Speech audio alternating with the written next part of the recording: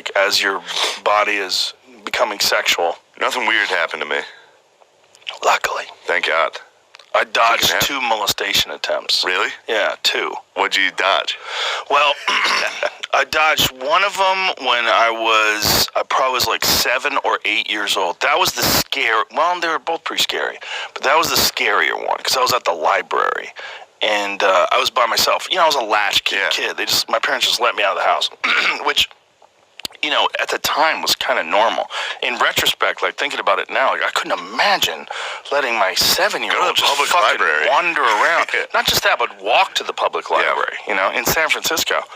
And this guy, I was looking at, I was always into like horror movies and monster movies and shit. Yeah.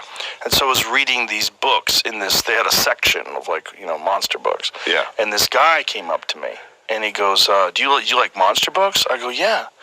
And he goes, oh, I have some monster books in my car. You want to see them? No. Like, okay. Like, I didn't know any better. I was fucking 8 years old or whatever it was. And as I'm leaving with this guy, the librarian starts screaming, Joseph, you get away from that man. You know, like, that man just got out of jail. And she yells at him to get out of there, and the guy runs away, and I just started crying, and I was like, whoa. Yeah. So I dodged that bullet. And then another time, when I was 13. When I was 13, we were hanging around this lake in Jamaica Plain. It was this, like, Jamaica Pond was this place we would go and fish. And there was another pond that was like this neighboring pond that was like slightly smaller. And this guy was always like running around the lake. He was jogging. And me and my friend Josh would be hanging out. And this guy would come over and talk to us. You know, he seemed like a super normal guy. He used to be a teacher and he had retired. And, you know, look, he probably was like in his 60s. And one day, it's just me. He went for it. One day, it's just me. And I'm fishing, and he comes by, and he's drunk. Damn. And he tells me he loves me, and I'm like super confused. How old were you? 13. Okay. And I had been talking to this guy on and off. I had seen him, you know, for months. Yeah. Like he'd come by, say hi. It was always like casual, very good humored, very friendly. But he was like setting us up, and he comes by and. Then I realized after, he tells me he loves me, but there can be no love without sex. That's what he says. And I'm like, what? And I had a knife.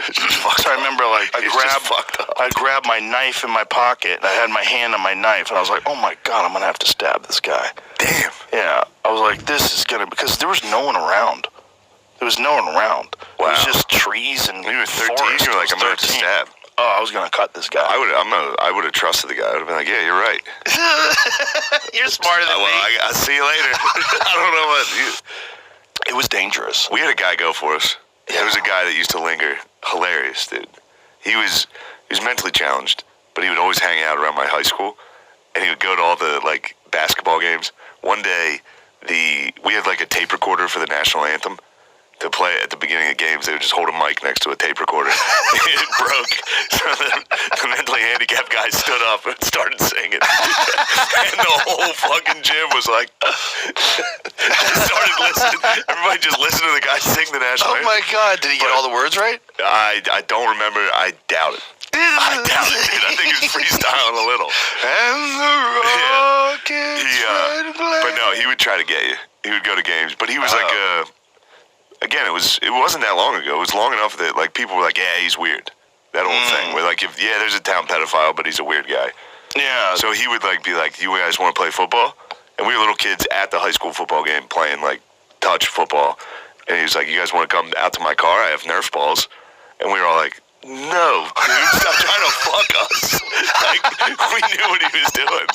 He was like, all right, see you guys. Did he get away with it with anybody?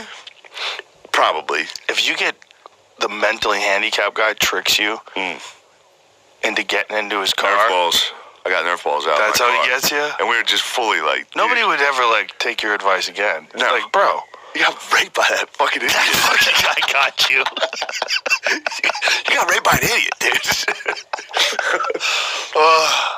Yeah, but just... Even in like 5th, 6th grade, we were like... No, dude. Trying to rape us. Every neighborhood has a guy. Yeah.